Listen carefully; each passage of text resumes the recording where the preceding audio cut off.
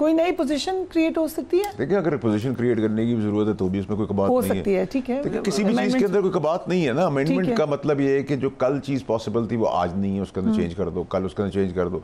कल आप कहें कि मेरी लोकेशन चेंज होगी, मुझे यहाँ ट्रैफिक मिलती है, मैं किसी और बिल्डिंग में, तो उसकी प्रोबेबिलिटी तो है। ठीक है, हर आखिर तो दुनिया में कोई भी चीज़ नहीं है ना। ठीक है। सो आप आ जाते हैं, और कोई इस पे इंटरेस्टिंग बात बतानी है 27वीं तरमीम पे या 28वीं पे?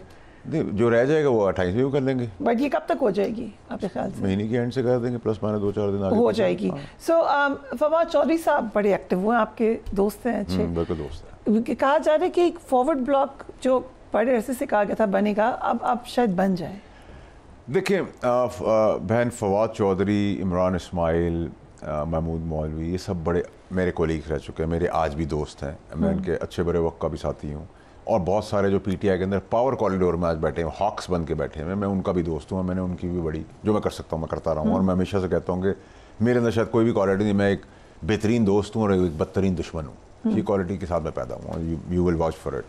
सो बट ये एक बड़ा पिटा हुआ फार्मूला है। ठीक है जी, अगर आप मुझे कहेंगे तहरीक इंसाफ इमरान खान है, इमरान खान ही तहरीक इंसाफ है, तो हाँ मैं एग्री करता हूँ इस बात को। तो इमरान खान को रिप्लेस कोई भी नहीं कर सकता। ठीक है, सो ये एक फॉरवर्ड ब्लॉक का फायदा, फॉरवर्ड ब्लॉक मतलब just for the sake of news, ये सब चीज़ें ठीक है, ये समझ में आती हैं, बट इसका ये पिटा हुआ फार्मूला है। इस फार्मूले के अंदर आज तक तो मैंने इसको परवान चढ़ते देखा नहीं, ना मैं देख रहा हूँ। सो आई थिंक ये वेस्ट ऑफ टाइम कर रहे हैं अपना मेरे दोस्त। और जिस जगह से आप निकल जाएं उस जगह के आसपास से भी गुजरना नहीं चाहिए। शाह महमूद कुरैशी साहब की एक स्टेटमेंट भी आई, उनकी इससे मुलाकात हुई, फिर शाह महमूद कुरैशी साहब की स्टेटमेंट आई। आप बड़ा बोलते रहे वोकली, कैसे पीटीआई के लोग हैं। What do you think about Shah Mahmood Qureshi? देखिए, शाह महमूद कुरैशी साहब के लिए मैंने 9 महीने पहले कहा था आपको, सेनेट के बाहर एक जीरक सियासतदान पे आप नजर रखिएगा, तो सामने आके 9 महीने बाद। Okay, that was Shah Mahmood Qureshi, number 1। Number 2 ये कि देखिए, शाह महमूद कुरैशी साहब की कमज़ोरी या स्ट्रेंथ की तो मैं बात नहीं करूँगा, बट वो 9 में तो बेगुनाह है जी। ठीक है, और काफ़ी और लोग भी। ठीक है, इसी तरीके से अगर आप मुझसे उमर चीमा की बात करें, आप मुझसे शिबली फराज साहब की बात करें, तो मैं समझता हूँ कि मैंने जितने साल इनके साथ टाइम गुजारा, ये बहुत मुस्बत, बड़े पॉजिटिव और बड़े अच्छे लोग हैं। मुझे उनको देख कर अल्लाह करे कि वो अपनी बेगुनाही ज़ाहिर कर सकें, बट मुझे उनको देख के तकलीफ़ होती है, क्योंकि ना तो ये मुल्क दुश्मन है, ना ये मुल्क के ख़िलाफ़ है। तो मेरी तो बड़ी इसके अंदर क्लैरिटी है। ठीक है जी, अब वो कोर्ट के अंदर वो किस वक्त अपनी बेगुनाही साबित कर सकते हैं, एविडेंस के तहत क्या हुआ क्या नहीं हुआ तो मैं मौजूद नहीं था। बट यू थिंक कि इनको बाहर आना चाहिए जेल से? Of course. देखिए, मैंने नहीं देखा उनको अपनी 15-16 साल की पीटीआई की एक्टिविटीज़ के अंदर कि मैंने शिबली फराज साहब को या उमर चीमा को दैट मैटर को ऐसी चीज़ में देखा हो। मैंने नहीं देखा। ठीक है, तो मैं क्यों गलत बयानी करूँ। मैं उनकी इज़्ज़त पहले भी करता था, आज भी करता हूँ, और मुझे दुख होता है। और मैं समझता हूँ कि अगर इसमें वो बेगुनाह हैं तो वो अपनी बेगुनाही, नेचुरली कोर्ट में ट्रायल चलेगा तो वो अगर बेगुनाह जो ये कोशिश शाह साहब के साथ और ये सारे आपके पुराने साथी, ये अगर यहाँ तक कोशिश हो कि इनको जेल से निकाला जाए, what can they do? They can't do anything, they can't do jack. They need to talk to establishment, so they need to talk to you सबसे पहले, तो कि उनसे बात करा दें। देखिए, मेरा नहीं ख्याल कि इसमें कोई, देखिए मैं आपको बताऊँ कि मेरी अजम्पशन, देखिए इमरान इस्माइल एक अच्छा चेहरा है, उसने बहुत काम किया पीटीआई के लिए। फवाद चौधरी डेफिनेटली बड़ा अच्छा पॉलिटिकल फिगर है, ऐसे बहुत सारे लोग हैं। लेकिन मैं समझता हूँ कि क्योंकि एक पॉपुलैरिटी को गेज करते हैं वो, बट वो समाओ उस पार्टी का हिस्सा नहीं है, ना उनको एक्सेप्ट किया गया। ठीक, तो ये पिटा हुआ फार्मूला होता है कि नंबर 2, नंबर 3, नंबर 4 की क़यादत में मतलब हाँ फ्रैक्शंस हो सकते हैं, लेकिन कोई कॉन्क्रीट सब्सिट्यूट नहीं हो सकता।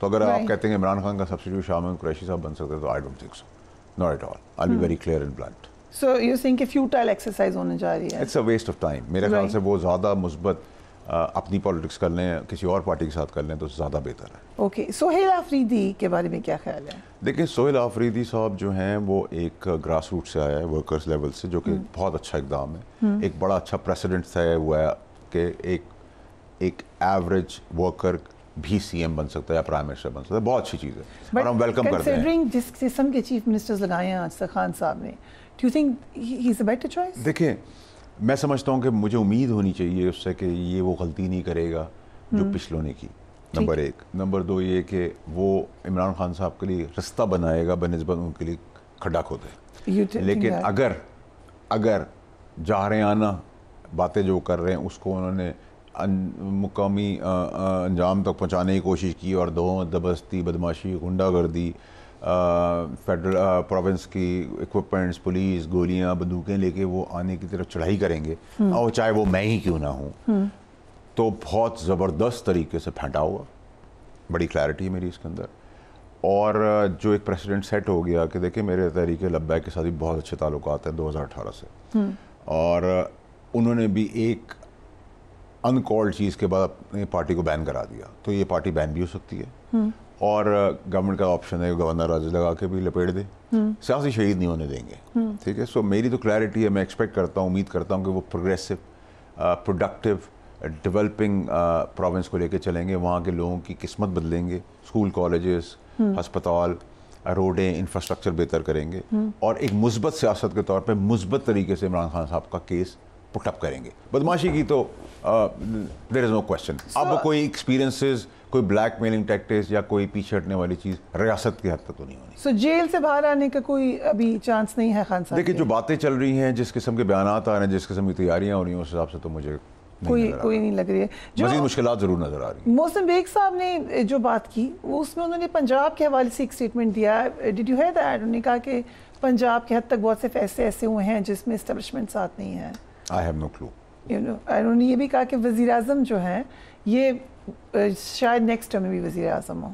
आई हैव नो क्लू। देखिए अगर आप ये मुझे कहें कि अगले 10 मिनट में पाकिस्तान की सियासत में क्या हो सकता है, तो मैं आपको कहूँगा कि मुझे नहीं पता, ठीक है जी, क्योंकि मैं खुद एक पार्टी का हिस्सा था जो इक़्तिदार में थी और जिसमें हम खुद 20 साल प्लान कर रहे थे। लेकिन आप बता रहे थे कि क्या हो रहा है। हाँ, एटलीस्ट मैं आपको कहा ना, मैं आगे देखता हूँ हमेशा। मैं उस वक्त भी उनसे कह रहा था, और मैंने तो आपको याद होगा कि खान साहब, आपको वो दिन याद है जब लास्ट 72 घंटे साहब अंदर थे, एक बंदा बाहर खड़ा होकर जर्नलिस्ट को बता रहा था कि ये क्या होने जा रहा है। ठीक है, तो मैं तो उस वक्त भी बड़ा क्लियर था, और मुझे जब खान साहब ने 4 मिनिस्टरों के सामने कहा कि फलाने ने गेम कर दी है, चीफ ने गेम की है, ठीक है, तो मैंने कहा फिर अगर आप इतने बड़े प्राइम मिनिस्टर हैं, मैं आपको पता था फ्रैंक तो था खान साहब से बहुत, उन्होंने लिबर्टी दी हुई थी, मैं कहा फिर आप सैक कर दें, तो वो सभी चढ़ गए। तो फिर आप जो चीज़ नहीं कर सकते वो क्लेम ही ना करें। अगर आप में उसका दम होता तो आप कर देते। हमने तो कहा था, मैं तो ऑन रिकॉर्ड हूँ, और मैंने आपको 72 घंटे पहले प्राइम मिनिस्टर हाउस के अंदर आपके साथ और लोग थे, इनको ब्रीफ किया था कि एग्जैक्टली क्या हो रहा है, वैसे एग्जैक्टली हुआ था, ठीक है। सो मैं तो खान साहब को जब निकाला भी गया, जब मैंने छोड़ा भी, तो मैं खान साहब को सब चीज़ें बता के आया था। There was a time जब MQM का पता नहीं था, आपने ये भी बताया था कि MQM चली जाएगी, अगर कोई ये इनको भेजते तो वो आ जाती, इनको भेज दिया वो नहीं आएगी, ठीक है। सो खान साहब को मरवाने में सियासी तौर पे वो सबका ही हाथ था। मैं तो बड़ा क्लियर उस वक्त भी वोकल था, काश मेरी खान साहब बात सुन लेते। मैं तो आज भी जो सियासत कर रहा हूँ या जो मैंने सीखी है, वो मुझे तो याद है, जो खान साहब ने सिखाई वो खुद भूल गए, तो अनफॉर्चुनेट है। मैं तो खान साहब को हर चीज़, जब मैं आपको बहन और आपके मैं तो आपको शुक्रगुजार हूँ कि आप पब्लिकली रिकॉर्ड है बोल रहे हैं, आपने तुमने सब चीज़ें हमें बताई थी, और वैसे ही हुआ। तो मैंने खान साहब को भी सब कुछ बताया था, ठीक है, और आज भी मैं समझता हूँ कि खान साहब मुस्बत सियासत करें बनस्बत मनसी सियासत के, इसका कोई हासिल ज़रूर नहीं है। इस मुल्क की सेंसिटिविटी को समझें। इस मुल्क में वज़ीर आज़म को फांसी चढ़ा दिया गया, जेल से वज़ीर आज़म हाउस पहुंचा दिया गया है, एग्ज़ाइल में जो लोग भाग गए थे उनको वापस लाया गया है। इस मुल्क में कुछ भी पॉसिबल है। अगर आपके पास इतना सारा पास्ट है तो फूक फूक के कदम रखना चाहिए। पॉपुलैरिटी का गेज अगर ये है कि आप जेल में बैठे और मनफी सियासत करें और मार धाड़ जलाओ घिराओ की सियासत करें, तो there is an end to it now. Indeed. Thank you so much, Faisal Waris, for joining us.